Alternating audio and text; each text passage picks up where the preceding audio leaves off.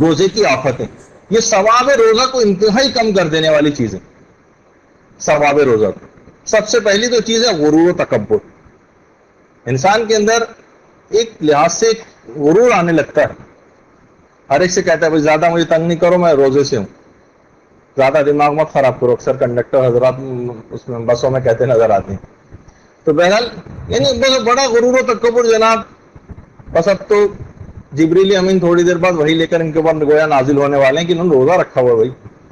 تو غرور و تکبر، ریاکاری، باتوں باتوں میں احساس دلانا، ریاکاری، اس سے روزے کا ثواب بہت زیادہ کم ہو جاتا ہے. باطل تو نہیں کہا جائے گا سوائے اس کے کہ پورے کو پورا روزہ ہی کسی اور کو دکھانے کے لیے رکھا. غصہ کرنا، غصہ یعنی بے جا غصہ. ظاہر ہے کہ بہت سارے افراد جیسے جو سگریٹ پینے کے عادی ہیں، حالت روزہ میں سگریٹ نہیں مل رہی ہے ان کو مثلا، اب کیا ہے چڑچڑے بنے ہوئے، ہر ایک پہ غصہ اتار رہے. نہیں، اب سوچیے کہ یہ ثواب روزہ آپ کو بالکل ختم کر کے رکھ دے گا. اس مہینے کی کیا آپ نے معرفت پھر حاصل کی. موسیقی اور گانے، ٹھیک ہے ہم ویسے گانے نہیں سن رہے لیکن ٹی وی پر حرام موسیقی آ رہی، ٹی وی بس کھلا ہوا ہے، حرام موسیقی آ رہی ہے، کوئی پروگرام دیکھ رہے ہیں اس میں بیک گراؤنڈ موسیقی آج کل زیادہ ہو جاتی ہے اور آواز کم ہو جاتی ہے بولنے والے کی، وہ کانوں میں جا رہی ہے. ابھی خود بخود آپ کی روحانیت کو کم کرنے والی چیزیں. ایسا ہی ہے جیسے کمرے میں آپ نے اے سی کھول رکھے ہیں اور سارے ایگزاسٹ فین بھی آن کر رکھے ہوں، گاڑی میں اے سی چل رہا ہے اور ساری کھڑکیاں جو آپ نے کھول رکھی ہوں، تو ٹھیک ہے وہاں سے ٹھنڈی ہوا آ رہی ہے لیکن ساری کی ساری ایگزاسٹ ہو کے باہر بھی نکل رہی. تو آپ رحمتیں حاصل کر رہے ہیں، پروردگار کی طرف سے نزول ہو رہا ہے، لیکن ہم نے ایگزٹ اتنے سارے کھولے ہوئے کہ وہ نکاسی اوپر ٹنکی پانی سے بھرتے چلے جا رہے ہیں موٹر سے، نیچے کے سارے نل کھول رکھے ہیں. یہ نہیں، یہ آپ کو سمجھانے کے لیے بہت سی مثالیں.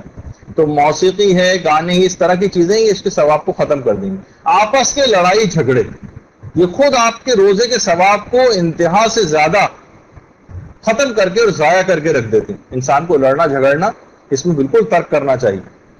بہت سی احادیث کے اندر مفہوم یہ کہ کوئی شخص لڑے بھی تو اس سے کہہ دو کہ بھائی میں لڑ نہیں سکتا، مجھے معاف کرو، میں روزے سے ہوں، آئی ایم سوری، مجھے آپ اس سے معاف رکھیے، میں لڑائی جھگڑا نہیں کر سکتا. تو دوسرا بھی خاموش ہو جائے گا. تو ہر ممکن طریقے سے اپنے آپ کو اس سے بچانا. غیبت، جو کہ روزے کے ثواب کو پیغمبر نے باقاعدہ خوان بھجوائے تھے کہ تم لوگ عورتوں کا روزہ کب ہے، تم نے تو ابھی سب کھا پی کے گئی ہو مردہ بھائی کا گوشت کھا کے، تمہارا روزہ رہا کب. تو باقاعدہ پیغمبر نے عمل سے ایک باقاعدہ کھانا بھجوایا تھا کچھ لڑکیوں کو کہ جو کہ جنہوں نے غیبت کی تھی اس مہینے میں. کہا پیغمبر نے کہا تمہارا روزہ ہے ہی کب. اور یہ جو بھی آپ نے سنا کہ اگر کوئی شخص اس مہینے میں دوسروں پر غضبناک نہیں ہوگا، جو اس مہینے میں غضبناک نہ ہوگا تو خدا قیامت میں اس پر غضبناک نہیں ہوگا. بہت سے ایسی چیزیں آئیں گی کہ آپ کو غصہ آئے گا اور آپ کہیں گے کہ میرا غصہ بالکل بجا بھی ہے. ٹھیک ہے بجا ہے، پروردگار عالم کا بھی اگر میدان قیامت میں جو غصہ ہوگا وہ بجا ہوگا، لیکن آپ اس سے توقع یہ کرتے ہیں کہ نہیں وہ پھر اس کے باوجود بھی ہم کو معاف کر دے گا، ہم سے غفلت ہو گئی، غلطی ہو گئی. تو بہت سارے افراد سے آپ کو غلطی ہوتے نظر آئے گی، آپ کو غصہ بھی آئے گا، لیکن اپنے غصے پر کنٹرول کریں اور کوئی ایسی بات اس کو نہ کہیں، طنز کرنا، برا بھلا کہنا، لڑائی جھگڑا کرنا، اس سے اپنے آپ کو بچائیں تاکہ میدان قیامت میں خدا آپ پر غضبناک نہ ہو. کہا جاتا ہے نا کہ جتنی جو چاہیں آپ پروردگار سے میدان قیامت میں جو فیسلٹی چاہیں وہ پروردگار سے حاصل کر سکتے ہیں. بس اس کا ایک طریقہ یہ ہے کہ جو آپ اپنے لیے وہاں پر چاہتے ہیں وہ یہاں دوسرے لوگوں کے لیے چاہیں. یہ ایک آسان ترین حل. آپ چاہیں کہ آپ کی خطائیں معاف ہوں، آپ دوسروں کی خطائیں معاف کیجیے. آپ چاہیں خدا وہاں پر آپ پر غضبناک نہ ہو، آپ یہاں پر لوگوں پر غضبناک نہ ہو. آپ وہ چاہیں گے وہاں پر لوگ ہوں جو آپ کی شفاعت اور آپ کی سفارش کر سکیں اور آپ کی مدد کر سکیں، تو یہاں پہ بھی آپ لوگوں کی مدد، یعنی جو چاہیں آپ میدان قیامت میں آپ سلوک ہو یہاں پر خود سے کر کے چلے جائیے، لازمی اس کا نتیجہ میدان قیامت میں آپ کو فائدے کی صورت میں ظاہر ہو. تو یہ آسان ترین حل ہے، اسلام کے اندر کوئی ایسی مشکل چیز نہیں. اور اس مہینے میں فضولیات، فضول باتوں سے اپنی زبان کو بالکل محفوظ کریں.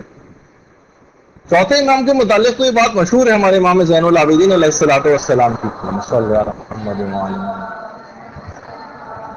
کہ سوائے ذکر کے، تسبیح کے، تکبیر کے اور تحلیل کے چوتھے امام کی خاموشی بے انتہا مشہور.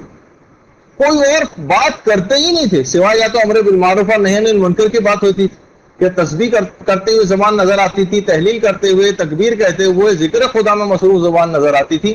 اس کے علاوہ عمومی کوشش کرتے تھے، عام باتیں بھی بالکل ہی ختم ہو کے رہ جاتی تھی. چوتھے امام کے خاموشی سوائے ان چیزوں کے کہ اطاعت کے اندر صرف زبان استعمال ہو رہی ہے، اس کے علاوہ کسی چیز میں نہیں. اور عام گفتگو بھی کوشش کرتے تھے اوائڈ کریں اس میں. تو چلیں ہمارا وہ مقام نہیں کہ ہم عمومی گفتگو، لیکن کوشش یہ کریں کہ فضولیات کے اندر بلا وجہ کی بحثیں، بلا وجہ کے ڈسکشن ان کو اوائڈ کریں. مہینہ اس میں اپنی زبان کو تھکائیں صرف ذکر خدا میں. سیاسیات کے اوپر گفتگو کرنا اور ادھر ادھر کی، یعنی یہاں کی سیاست ہر وقت اخباروں کے اندر آپ پڑھتے ہیں، بس وہی آپس میں ایک دوسرے سے ڈسکس کرتے رہتے ہیں. کون سی ایسی کوئی کریٹو تھنکنگ اس کے اندر آ رہی ہوتی؟ بس جو خبریں سب نے پڑھی ہیں اسی کے اوپر ایک دوسرے سے تبصرہ کر رہے ہوتے ہیں. بیکار ہے وہ.